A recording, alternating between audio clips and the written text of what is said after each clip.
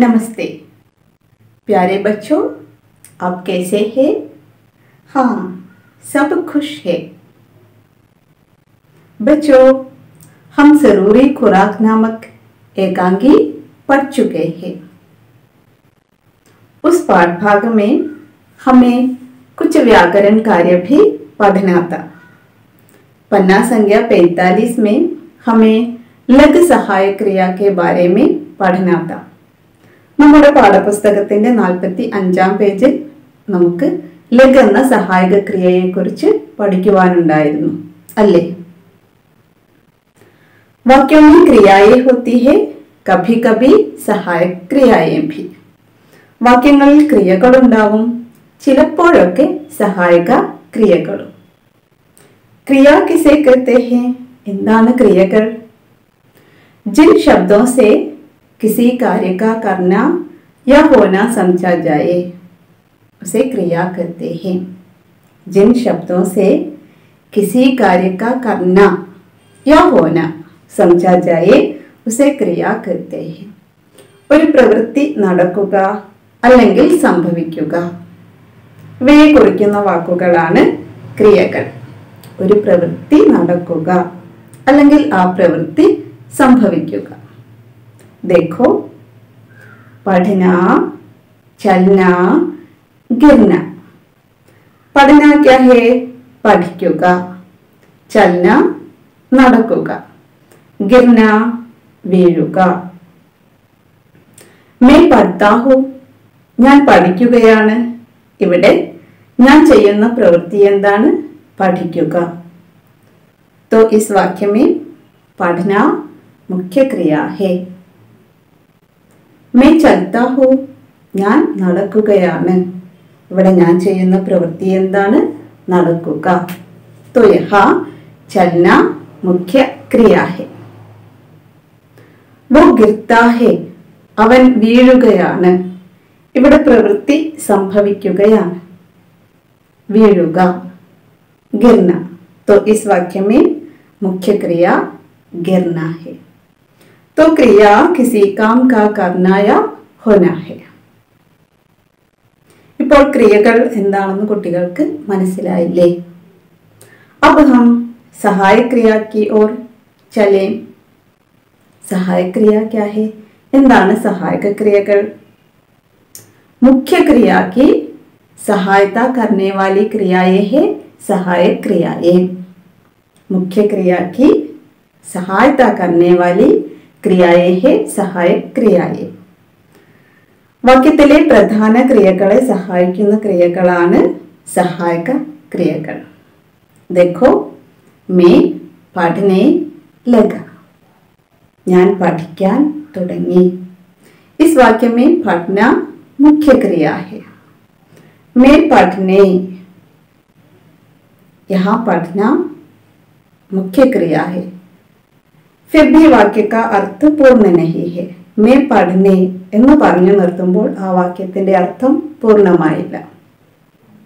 लेकिन वाक्य में जब लग आया वाक्य का अर्थ पूर्ण हुआ.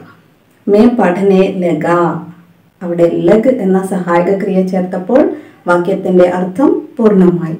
मैं पढ़ने लगा, ഞാൻ പഠിക്കാൻ തുടങ്ങി. तो वाक्य के अर्थ को पूर्ण करने में सहायक क्रियाएं मुख्य क्रिया की सहायता करती है. വാക്യത്തിന്റെ അർത്ഥം പൂർണ്ണമാകാൻ വേണ്ടി സഹായക ക്രിയകൾ മുഖ്യ ക്രിയകളെ സഹായിക്കുന്നു. अब हम लघु सहायक क्रिया की ओर जाएं.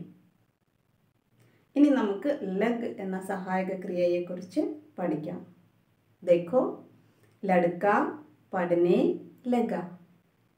लड़के पढ़ने लगे. लड़की पढ़ने लगी. लड़कियां पढ़ने लगी. यहाँ लग का अर्थ देखो. लड़का पढ़ने लगा, ആൺകുട്ടി പഠിക്കാൻ തുടങ്ങി. लड़के पढ़ने लगे, ആൺകുട്ടികൾ പഠിക്കാൻ തുടങ്ങി. लड़की पढ़ने लगी, പെൺകുട്ടി പഠിക്കാൻ തുടങ്ങി. लड़कियां पढ़ने लगी, പെൺകുട്ടികൾ പഠിക്കാൻ തുടങ്ങി. ഇവിടെ തുടങ്ങുക, ആരംഭിക്കുക എന്നതാണ് ലഗ് എന്ന സഹായക ക്രിയയുടെ അർത്ഥം. तो लग आरंभ बोधक सहायक क्रिया है. लग आरंभ बोधक सहायक क्रिया है. जब हम वाक्य में लग का प्रयोग करते हैं तब कुछ विशेष बातों की ओर ध्यान देना है. ലഗ് വാക്യത്തിൽ പ്രയോഗിക്കുമ്പോൾ നമ്മൾ ചില പ്രത്യേക നിയമങ്ങൾ അനുസരിക്കേണ്ടതുണ്ട്. सबसे पहले लग का रूप देखो. लड़का पढ़ने लगा, लड़के पढ़ने लगे, लड़की पढ़ने लगी, लड़कियां पढ़ने लगी, लगा, लगे, लगी, लगी.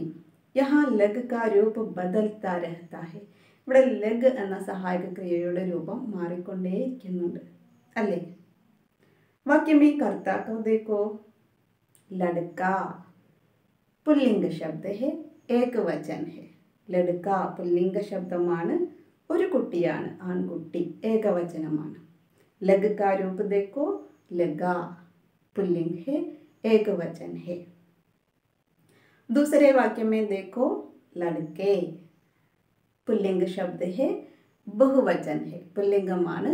लड़के ആൺകുട്ടികൾ, ഒന്നിൽ കൂടുതൽ കുട്ടികളുണ്ട്, ബഹുവചനമാണ്. लग का रूप देखो. लगे पुल्लिंग शब्द है, बहुवचन है.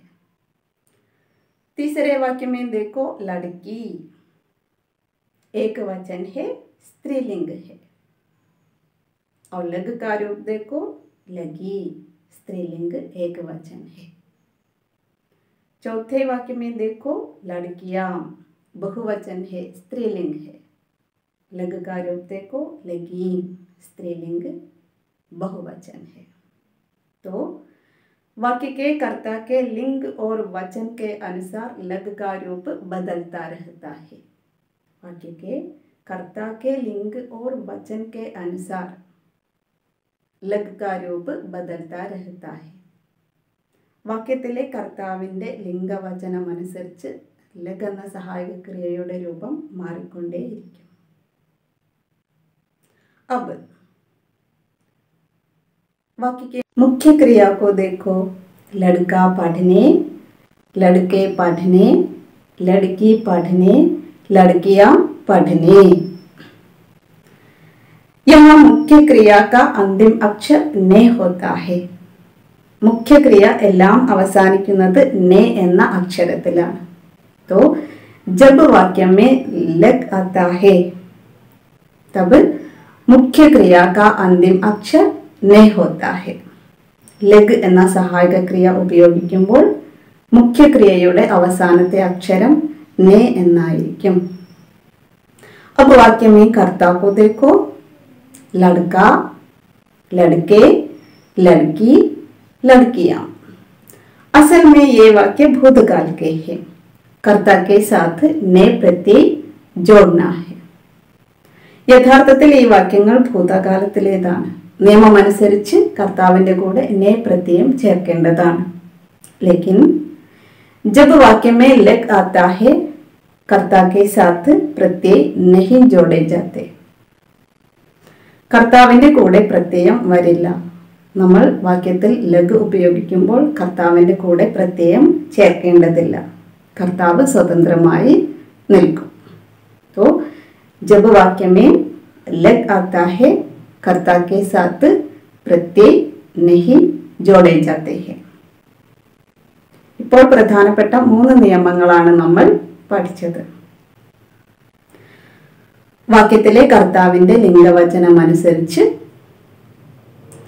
ലഗ് എന്ന സഹായക ക്രിയയുടെ രൂപം മാറിക്കൊണ്ടിരിക്കും. വാക്യത്തിൽ ലഗ് ഉപയോഗിക്കുമ്പോൾ മുഖ്യക്രിയ ने എന്ന അക്ഷരത്തിൽ അവസാനിക്കും. കർത്താവിൻ്റെ കൂടെ പ്രത്യയങ്ങൾ ചേർക്കേണ്ടതില്ല. तो बच्चों, अब हमारी कक्षा यहाँ समाप्त हुई. धन्यवाद.